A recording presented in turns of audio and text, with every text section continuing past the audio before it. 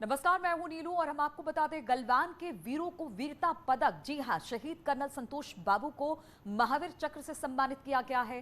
Colonel संतोष बाबू को मरणोपरांत वीरता पदक मिला है।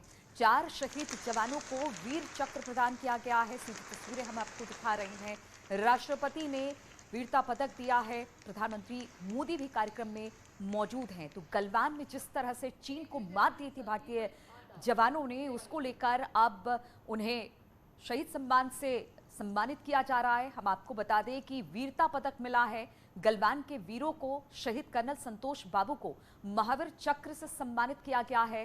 कर्नल संतोष बाबू को मरणोपरांत वीरता पदक मिला है। 4 शहीद जवानों को भी वीर चक्र मिला है। राष्ट्रपति वीरता चक्र प्रदान कर रहे हैं और इस कार्यक्रम में स्वयं प्रधानमंत्री मोदी भी उपस्थित हैं, मौजूद हैं। महानिदेशक कृष्ण स्वामी नटराजन राष्ट्रपति का तटरक्षक पदक, भारतीय तटरक्षक।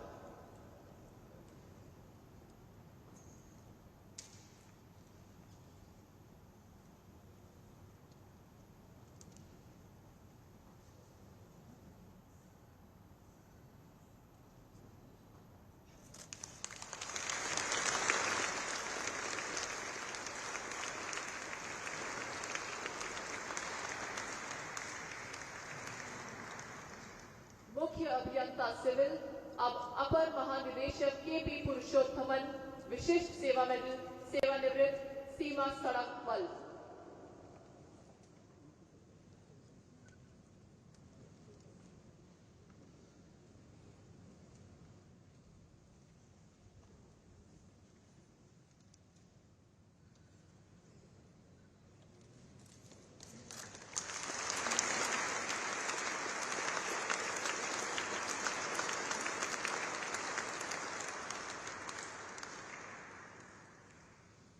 युद्ध, संघर्ष एवं युद्ध स्थिति के दौरान असाधारण कोटि की विशिष्ट सेवा के लिए Uttam Yudh Seva Medal, Lieutenant General Harsh Gupta Ati Vishisht Seva Medal, Yudh Seva Medal, Vishisht Seva medal.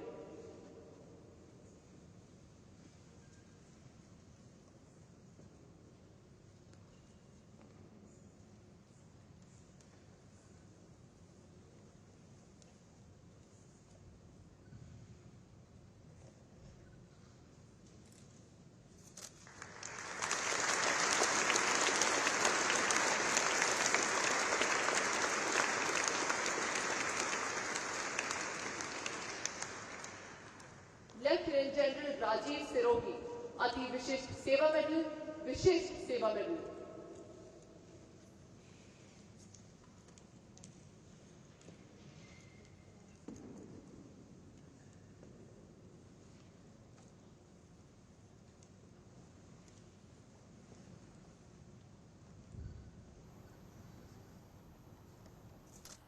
और हम आपको बता दें कानपुर में जेपी नड्डा पहुंच चुके हैं। जेपी नड्डा का मिशन उत्तर प्रदेश शुरुआत हो गई है। कानपुर पहुंचे हैं जेपी नड्डा, सीएम योगी भी उनके साथ मौजूद हैं।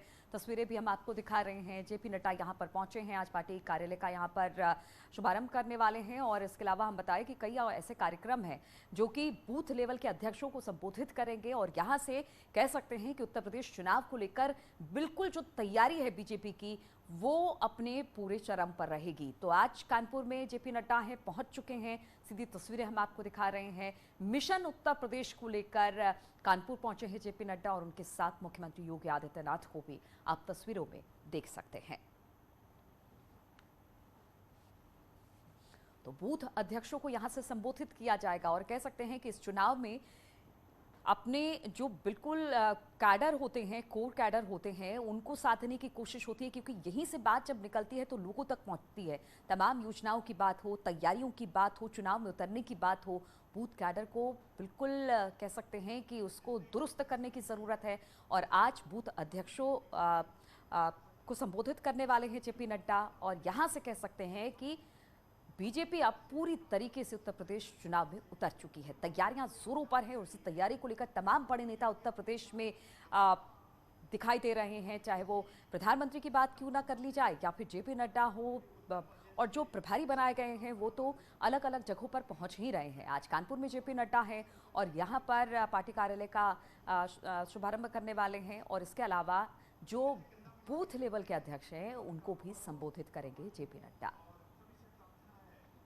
बातचीत करने के लिए अमित गंजू इस वक्त हमारे साथ फोन लाइन पर जुड़ गए हैं। अमित, हम तस्वीरें देख रहे हैं, जेपी नड्डा वहां पर पहुंच चुके हैं और किसी कार्यक्रम में शिरकत कर रहे हैं। क्या कार्यक्रम है, कहां पहुंचे हैं इस वक्त जेपी नड्डा?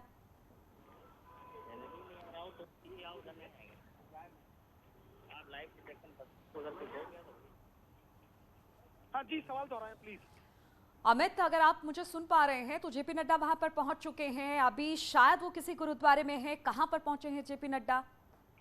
देखिए, मैं आपको बताना चाहूंगा, भारतीय जनता पार्टी के राष्ट्रीय अध्यक्ष, उत्तर प्रदेश के मुख्यमंत्री और प्रदेश अध्यक्ष यहाँ, और उत्तर प्रदेश के प्रभारी राधा मोहन सिंह यहाँ कानपुर के नामदेव गुरुद्वारा जो किदवई नगर में है, जो एक उत्तर प्रदेश का अकेला ऐसा गुरुद्वारा है कि जहाँ नामदेव जी के नाम से बना है, और इसमें राष्ट्रीय अध्यक्ष मुख्यमंत्री अंदर पहुंच चुके हैं। मत्था टेकने के बाद उनको वहां सम्मानित किया जा रहा है, क्योंकि कहीं ना कहीं आज का दिन सिख समाज के लिए भी किसी उत्सव से कम नहीं, क्योंकि जिस प्रकार से सिख समाज के लोगों ने मुख्यमंत्री से निवेदन किया था कि वो आप कानपुर के आवागमन के दौरान या कानपुर के उनके जब भी उनका कानपुर में कोई कार्यक्रम हो तो इसमें आए, उन्होंने इसमें सहमति जताई और इसमें मत्था टेकने के लिए उनको कहा कि आज मत्था टेकने इसमें आएंगे। तो कहीं ना कहीं अभी ऊपर यही सिख समाज के 368 लोगों जिनकी एंट्रीज की गई है वो ऊपर है।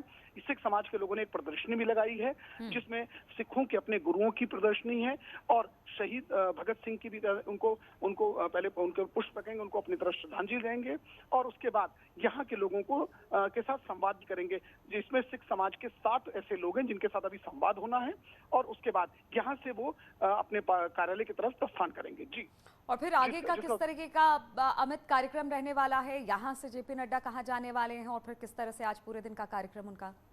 देखिए, मैं आपको बताना चाहूंगा और आपके माध्यम से अपने करोड़ों दर्शकों को बताना चाहूंगा कि आज का दिन जितना सिख समाज के लिए इंपॉर्टेंट, उतना ही भारतीय जनता पार्टी के पदाधिकारियों कार्यकर्ताओं के लिए भी इंपॉर्टेंट, क्योंकि भारतीय जनता पार्टी के राष्ट्रीय अध्यक्ष, उत्तर प्रदेश के मुख्यमंत्री, प्रदेश अध्यक्ष, डिप्टी सीएम केशव मौर्य आज जहां एक और कानपुर बुंदेलखंड के हाईटेक कार्यालय का उद्घाटन करेंगे। 7 जिलाध्यक्षों से संवाद होगा, तो वहीं वर्चुअल संवाद भी किया जाएगा और उसके बाद कानपुर के साकेत नगर के रेलवे ग्राउंड पर पहुंचेंगे, जहां कानपुर बुंदेलखंड के 17 जिलों के उन 52 सीटों पर मेन फोकस रहेगा, जहां लास्ट टाइम 47 सीट पे कमल खिला था। अब ये प्रयास रहेगा जिन 5 सीट्स पे छूट चुका है उनके लिए क्या टिप्स दिए जाएंगे, सरकार की कितने जो कार्य योजनाएं वो जन जन तक कैसे पहुंचे, बूथ स्तर पर कैसे पहुंचे, क्योंकि कहीं ना कहीं बूथ से लेके वार्ड, वार्ड से लेके जिला, जिले से लेके प्रदेश तक पे ये पूरा एक नेटवर्क है। अगर कानपुर की बात की जाए तो साकेत नगर में आज 20,814 लोग एक्सपेक्टेड हैं कि जो पूरे इन 17 जिला इकाइयों के बूथ के प्रभारी हैं, इनके वार्ड प्रभारी, इन लोगों को बुलाया गया और इनको जीत का मंत्र दिया जाएगा, क्योंकि राष्ट्रीय अध्यक्ष का संबोधन है। निश्चित तौर पर भारतीय जनता पार्टी, भारतीय जनता युवा मोर्चा और भारतीय जनता पार्टी से जुड़े संगठन के लोगों के लिए आज का दिन उत्सव से कम नहीं। इसलिए भाजपा के कार्यकर्ता अतोत्साहित हैं। उनका ये मानना है कि उनको यहाँ से एक नई ऊर्जा मिलेगी, जिसके बाद वो यहाँ से 2022 के लिए बिल्कुल जेपी नड्डा उनके बीच होंगे और उत्साह बहुत अपने चरम पर है और इंतजार है कि आप यहाँ से क्या बोलते हैं जेपी नड्डा, देखने वाली बात होगी। बहुत बहुत शुक्रिया आपका अमित हमारे साथ जुड़ने के लिए, और रुकेंगे छोटे से ब्रेक के लिए।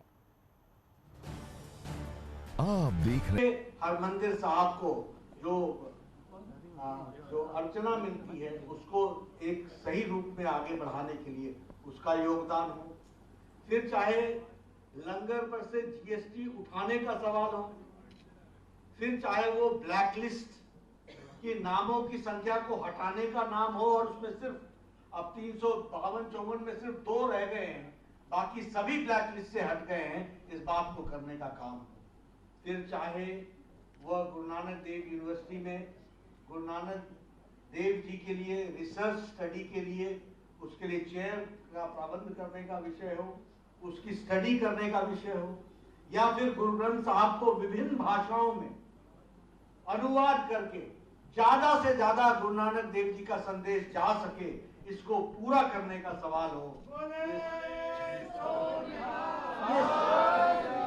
ये सारे विषय को आदरणीय प्रधानमंत्री मोदी जी ने अपने कार्यकाल में पूरा करके दिया है और सिख समुदाय के लिए जो उनकी वर्षों की मांग थी उसके लिए रास्ता दिया है, उसको पूरा किया है। हम करतारपुर के कॉरिडोर का विषय जानते हैं, पहले खोलना, फिर कोरोना के कारण रुक जाना, फिर उसको खोलना, ये अपने आप में बताता है कि हमारा जो संबंध है और जो हम सबका साथ, सबका विकास, सबका विश्वास, सबका प्रयास, इसको सिर्फ शब्दों में ही नहीं, इसको कर्तव्य में भी परिवर्तित करके दिखा रहे हैं। उसको मोदी जी ने किया है, ये मैं कह सकता हूँ। अच्छा नहीं लगता, लेकिन आज खुशी के अवसर पर दुख की बात याद की जाए, लेकिन बिना दुख के सुख का आनंद भी नहीं होता।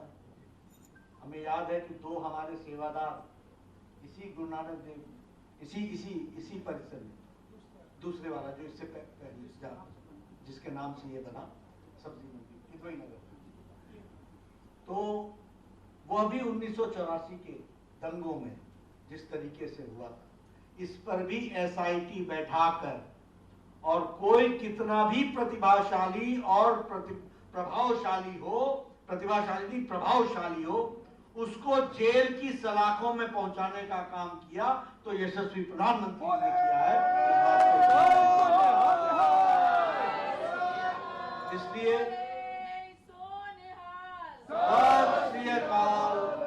इसलिए मैं सिर्फ एक ही बात कहूंगा कि हम सब लोग इस दृष्टि को लेकर के चलते हैं कि समाज को, सबको आगे, सब में खुशहाली आए, सबके जीवन मंगलमय हो, सब आगे बढ़ सके, सही दृष्टि से बढ़ सके, और गुरु के चरणों से ये आशीर्वाद लेकर के और प्रेरणा लेकर के। और मुझे यहाँ आने का जब सौभाग्य मिला, आज मैं आपके सामने ये भी कहना चाहूंगा कि अफगानिस्तान से भी गुरु ग्रंथ साहब को सही तरीके से लाने का काम किया है, तो वह भी यशस्वी प्रधानमंत्री मोदी जी के नेतृत्व में हुआ है। इसको हमको समझना चाहिए।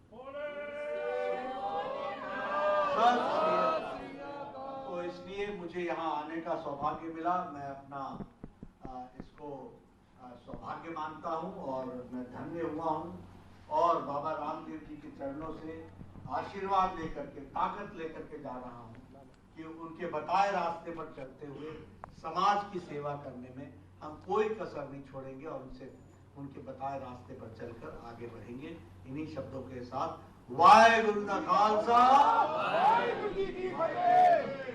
जो बोले सोनिया।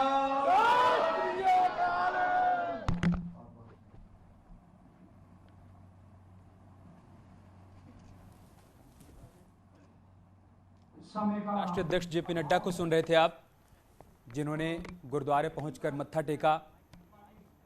गुरु तेग बहादुर के शहीदी दिवस से पहले वो कानपुर में गुरुद्वारा पहुंचे, वहां कुछ देर तक बैठे, अरदास सुनी, उसके बाद यहाँ मौजूद लोगों को संबोधित किया, सिख समुदाय के योगदान को याद किया, गुरु नानक देव के संदेशों को प्रचारित और प्रसारित करने का मैसेज भी दिया, और इसके बाद वो कई कार्यक्रमों में शामिल होने के लिए यहाँ से रवाना हो जाएंगे।